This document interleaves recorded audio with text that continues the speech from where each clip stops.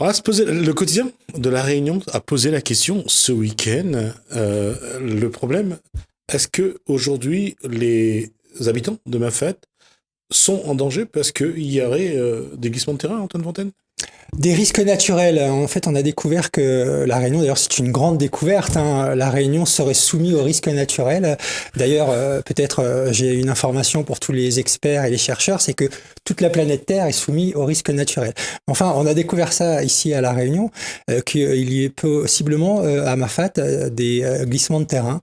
Et donc, ça a été un peu le prétexte pour revoir l'aménagement, a priori, de tout le cirque. Et la question se pose de savoir si c'est pas un moyen déguisé aussi de On va rappeler juste dégager. qu'on est au cœur du parc. On est au cœur du parc national, de se dire que on arrive à enlever la population dans différents îlettes. Hein. Ouais.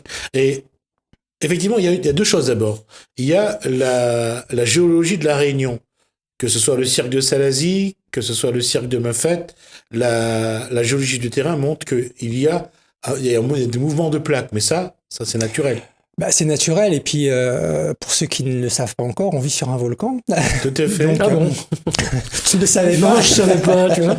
Voilà. Mais je sais même pas qu'il y avait la mer aussi, puisque quand on nous interdit la mer, on vous nous interdit la montagne, c'est ça, non? Ah, grosso modo, c'est à peu près ça, d'autant plus qu'il y a récemment un rapport du ministère de l'écologie qui préconise en plus un droit d'entrée dans les parcs nationaux. Hein.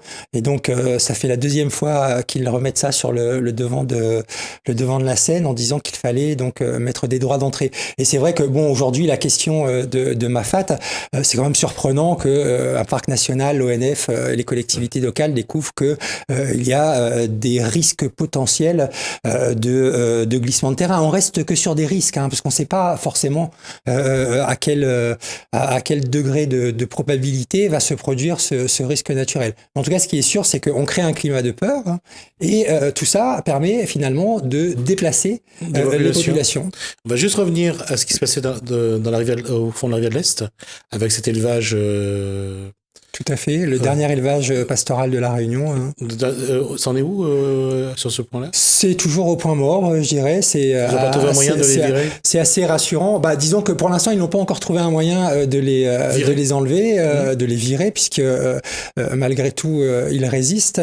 Mais ils ne sont toujours pas dans une situation qui permettrait de garantir finalement qu'on puisse développer, en tout cas poursuivre cet élevage pastoral, même le développer. Hein. L'UICN aujourd'hui reconnaît que les activités pastorales de montagne sont bénéfiques pour l'environnement. Je pense qu'à La Réunion, on est à peu près le seul endroit où on veut mettre fin à cet élevage qui est le plus respectueux de l'environnement, il faut bien le dire ici. Et surtout que cet élevage fait partie de cette configuration de l'endroit, et que je vois pas pourquoi il faut absolument faire partir ces gens-là de là, quoi. Bah, il fait partie de l'histoire de La Réunion, tout simplement, cet élevage. C'est l'histoire du peuplement de La Réunion, c'est l'histoire de l'élevage et de l'agriculture à La Réunion qu'on veut toujours, tout simplement, et tout bonnement effacé comme ça d'un trait. Et on l'a vu, bon, je vais pas dire qu'ils ont eu tort, ils ont eu raison, on a vu avec l'élevage des frères Adécalum dans la forêt des Dents Salées. C'est là, et il y avait un élevage de caprins.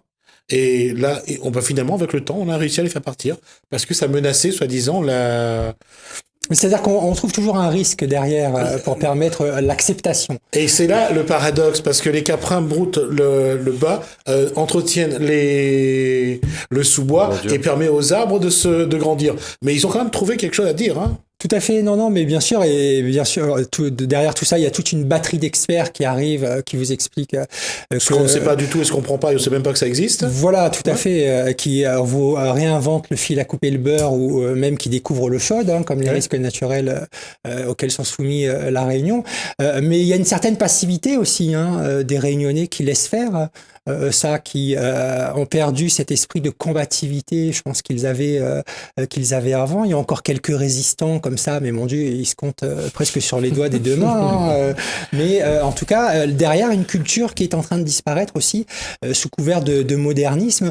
Et derrière ça aussi se pose la question de l'agriculture et de la vie chère. Hein, parce que tous ces agriculteurs qui disparaissent, c'est tout autant de produits qu'on ne peut plus faire à La Réunion et qui sont importés. Et tout ça sous couvert de protection de l'environnement. Alors c'est vrai qu'il n'y a pas une approche globale du territoire et de ses réels besoins. Et la question reste que sur la géologie de La Réunion, on le voit, c'est beaucoup plus mobile. Le mouvement est plus visible à Grand-Îlette. On le voit. Les enfants vont devoir quitter au mois de janvier leur vieille école, sont en train de reconstruire une école sur pilotis à Grand-Îlette, presque une école HQE selon le maire de Salazie, donc Stéphane Foissin. Qu'est-ce qui explique que d'un coup, comme ça, ils ont l'impression que c'est les tremblements de terre à Mayotte qui ont de répercussions à La Réunion? Oh, ça doit être en lien. C'est encore un coup monté de nos élus. Sûrement, ils ont peut-être besoin de ce site. Je sais pas. Puisque autrement, je vois pas comment demander aux gens, les faire peur, les demander de partir, quoi. Non, il y a quelque chose. C'est un paradoxe. On nous cache quelque chose. C'est un paradoxe parce qu'ils veulent faire une route de la ravine des Cabris, de la ravine des Cabris jusqu'à Bellevue, donc toujours. La route des Géraniums. La route des Géraniums, donc toujours dans le parc et très proche du cœur du parc. Très proche du cœur du parc, oui. Et j'arrive pas à comprendre.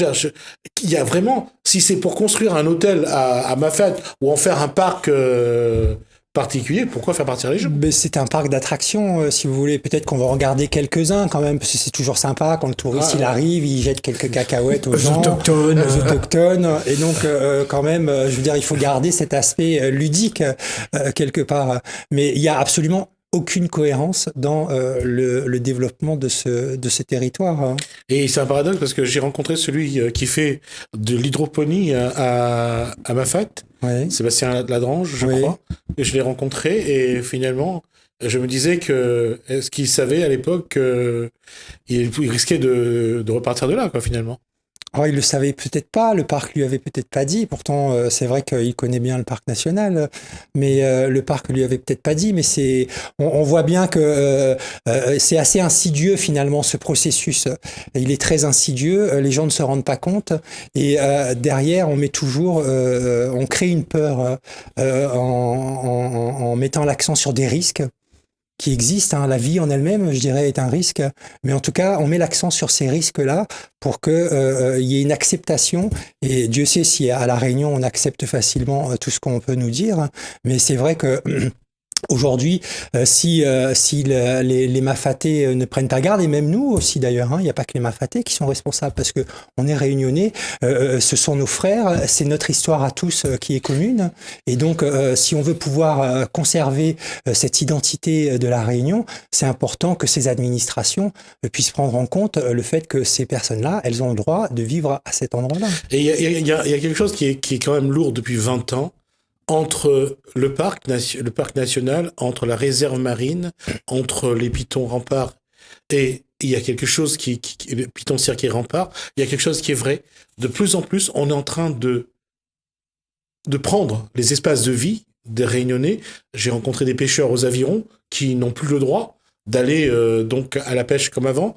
La réserve marine, aujourd'hui, elle est très réglementée. On le voit pour l'élevage. On n'a plus le droit de tuer son cochon, on n'a plus son cabri, son bœuf. Il y a un moment, je veux dire, est-ce que préserver la nature amène nos responsables à nous imposer autant, à nous priver autant de ce qui fait de nous des êtres humains? C'est la question quand même. Alors pourquoi on a construit autant de bâtiments alors, si on veut préserver la nature? On l'a dénaturé. Je vois à Saint-Leu, tout est dénaturé à Saint-Leu. Pourquoi il y a eu ce glissement de terrain au niveau du cimetière? Peut-être se poser la question aussi. D'accord. À qui ça a profité tout ça? Finalement, la question qu'on va poser, nous, aux Mafatais, c'est ce que disait Badker. Finalement, le facteur de Mafat, peut-être qu'il passera plus.